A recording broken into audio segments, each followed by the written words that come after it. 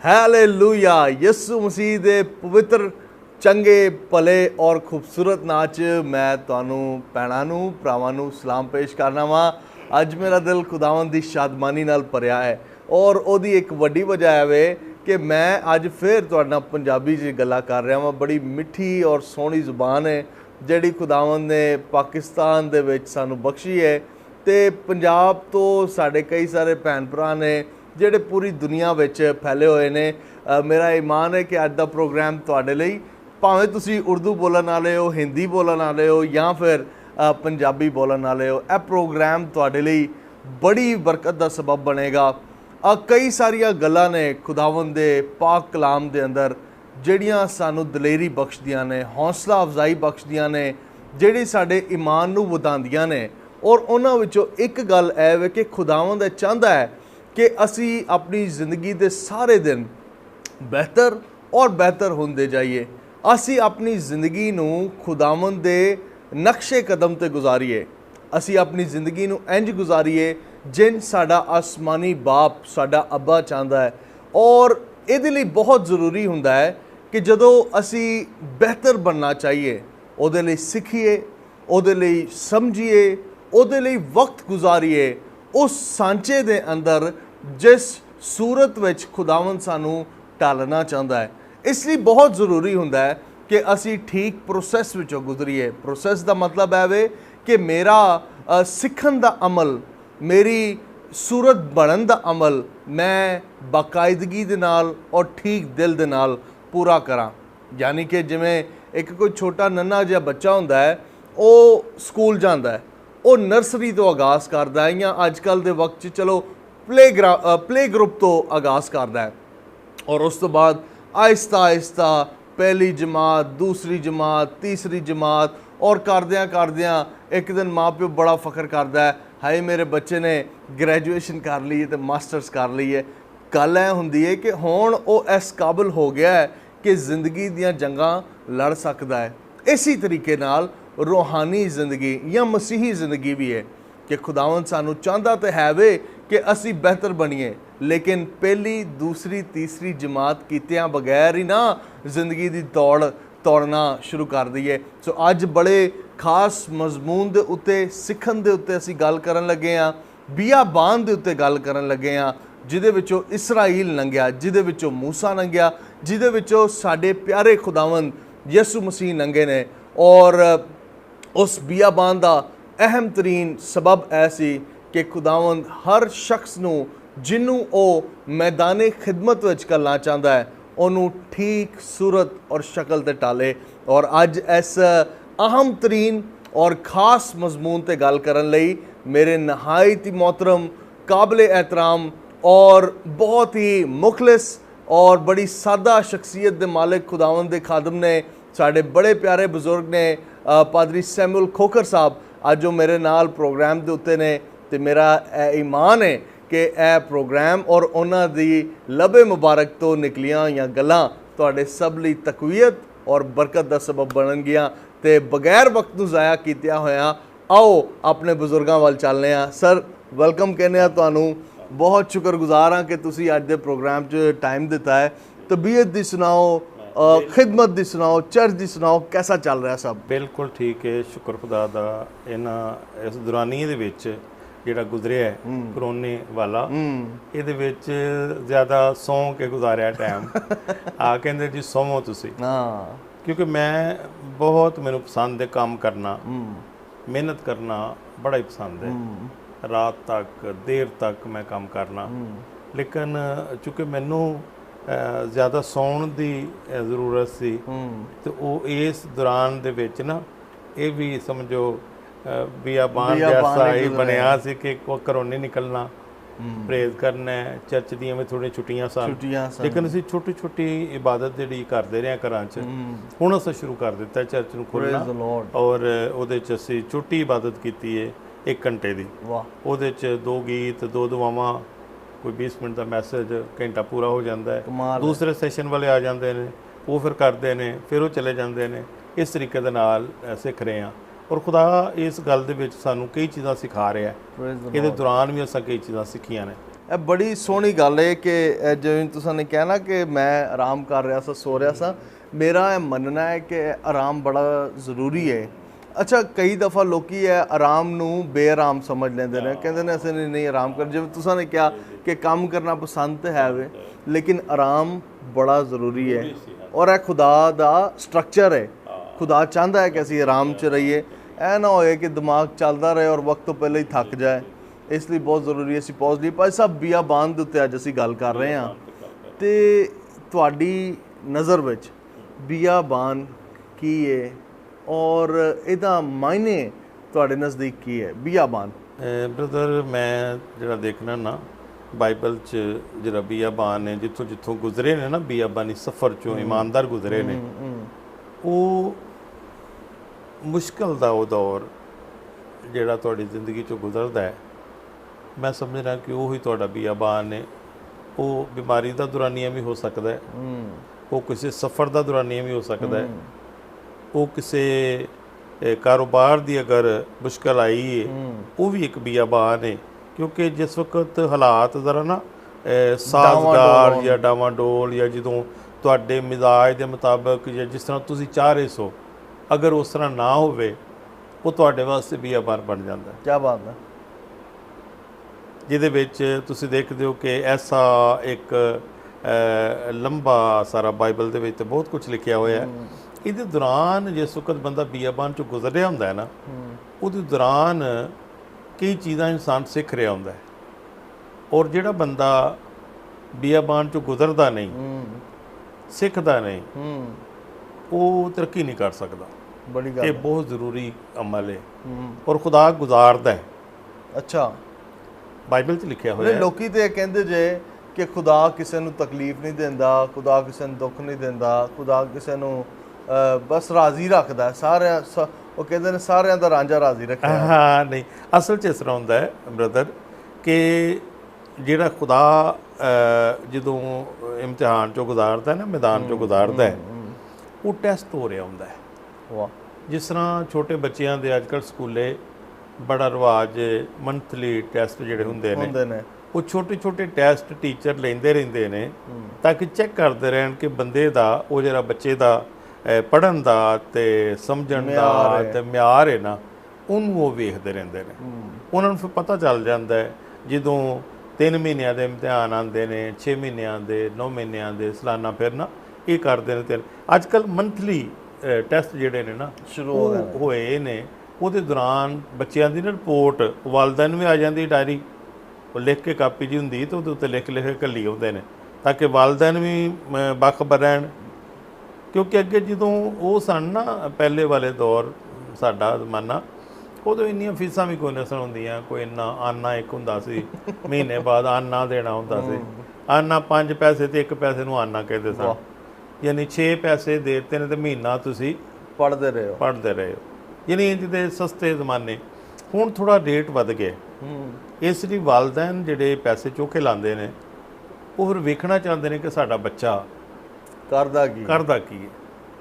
ਇਸ ਤਰੀਕੇ ਨਾਲ ਸਾਡਾ ਖੁਦਾ ਜਿਹੜਾ ਹੈ ਉਹ ਅਸਮਾਨਾਂ ਤੇ ਬੈਠਾ ਹੈ। ਅੱਛਾ, ਤੇ ਉਹਨੇ ਤੇ ਚੋਖਾ ਨਹੀਂ, ਉਹਨੇ ਆਪਣਾ ਸਭ ਕੁਝ ਹੀ ਦੇ ਦਿੱਤਾ। ਉਹਨੇ ਤਾਂ ਸਭ ਕੁਝ ਦੇ ਦਿੱਤਾ ਹੈ। ਉਹ ਦੇ ਕੇ ਤੇ ਹੁਣ ਦੇਖ ਰਿਹਾ ਕਿ ਇਹ ਕੀ ਕਰਦੇ ਨੇ ਪਏ। ਵਾਹ ਵਾਹ ਵਾਹ।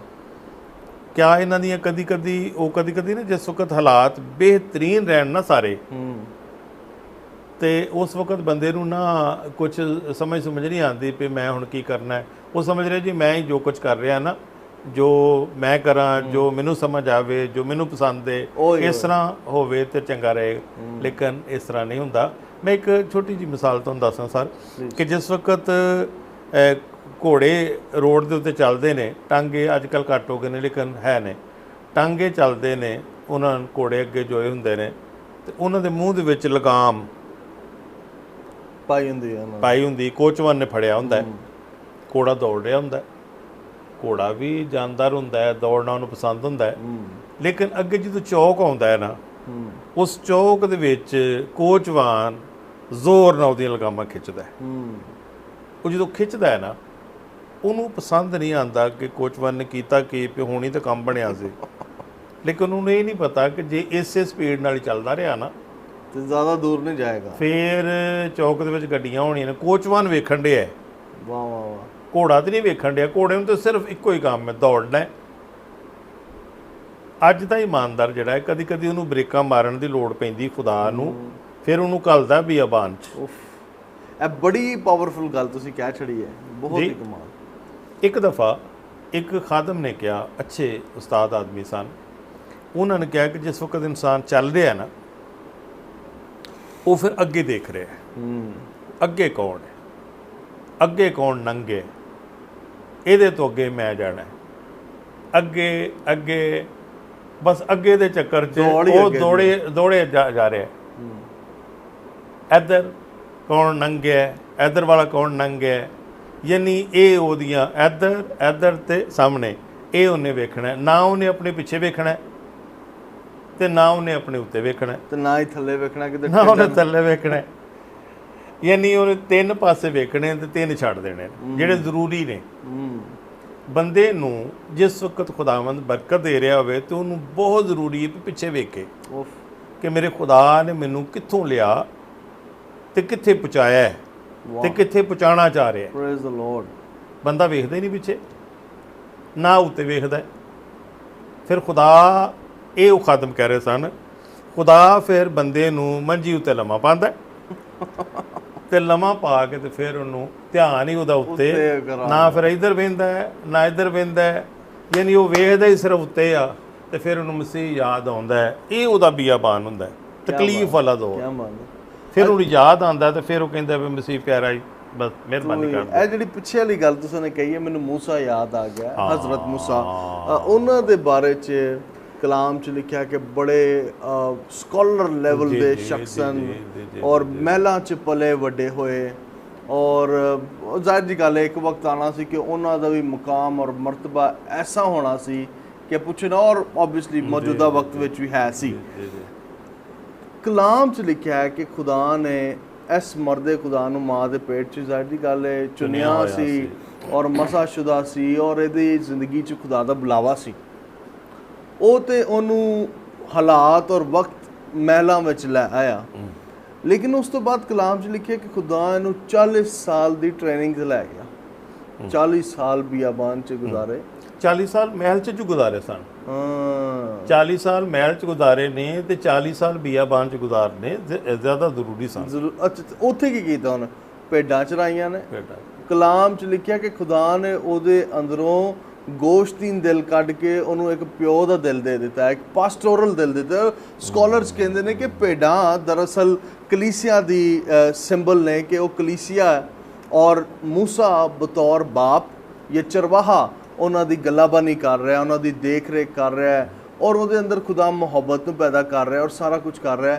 ਪਾਦਰੀ ਸਾਹਿਬ, ਮੈਨੂੰ ਇਹ ਗੱਲ ਬੜੀ ਵਧੀਆ ਲੱਗਦੀ ਹੈ ਕਿ ਮੂਸਾ ਕਦੀ ਨਹੀਂ ਭੁੱਲਿਆ ਇਸ ਸਾਰੇ ਦੌਰਾਨੀਏ 'ਚ ਕਿ ਮੈਂ ਕਿੱਥੋਂ ਆਇਆ ਸਾਂ ਔਰ ਖੁਦਾ ਮੈਨੂੰ ਕਿੱਥੇ ਲੈ ਆਇਆ। ਇਹ ਮੂਸਾ ਜਿਹਨੇ ਤਲਵਾਰ ਚਲਾਉਣਾ ਸਿੱਖੀ ਸੀ, ਖੁਦਾਵੰਦ ਨੇ ਇਹਨੂੰ ਲਾਠੀ ਚਲਾਉਣਾ ਸਿਖਾਈ। ਮੂਸਾ ਜਿਹਨੇ ਲੋਕਾਂ ਦੇ ਬੜੇ ਜਾਨਵਰ, ਕਲਾਮ 'ਚ ਲਿਖਿਆ ਉਹ ਸ਼ਿਕਾਰੀ ਵੀ ਬੜਾ ਕਮਾਲ ਸੀ, ਸ਼ਿਕਾਰ ਵੀ ਕਰਦਾ ਹੁੰਦਾ ਸੀ, ਲੇਕਿਨ ਖੁਦਾਵੰਦ ਨੇ ਇਹਨੂੰ ਮੌਜਜ਼ੇ ਕਰਨਾ ਸਿਖਾ ਦਿੱਤਾ। ਜ਼ਰਾ ਇਸ ਗੱਲ ਦੇ ਉੱਤੇ ਰੋਸ਼ਨੀ ਪਾਇਓ ਕਿ ਮੂਸਾ ਜਿੰਦੇ ਬੰਦੇ ਨੂੰ ਹੀ ਅਗਰ ਬਿਆਬਾਨ ਵਿੱਚ ਖੁਦਾਵੰਦ ਸਿਖਾਉਂਦਾ ਹੈ ਤੇ ਅੱਜ ਦੇ ਇਮਾਨਦਾਰ ਲਈ ਕਿੰਨਾ ਇੰਪੋਰਟੈਂਟ ਹੈ। ਮੈਂ ਉਹਦੀ ਅਫਾਦੀਅਤ ਦੇ ਉੱਤੇ ਚਾਹਨਾ ਹਾਂ ਕੋਈ ਰੋਸ਼ਨੀ ਪਾਓ।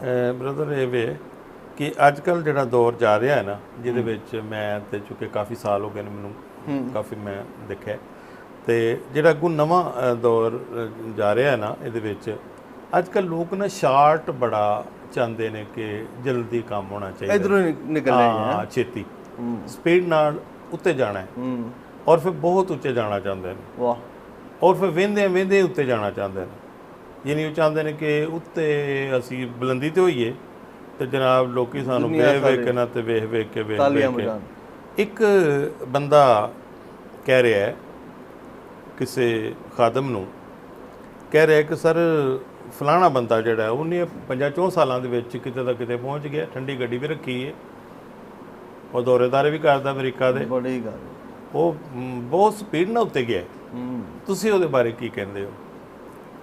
ਉਹਨਾਂ ਕਿਹਾ ਜੀ ਮੈਂ ਤੇ ਉਹਦੇ ਬਾਰੇ ਅਫਸੋਸ ਕਰਾਂਗਾ।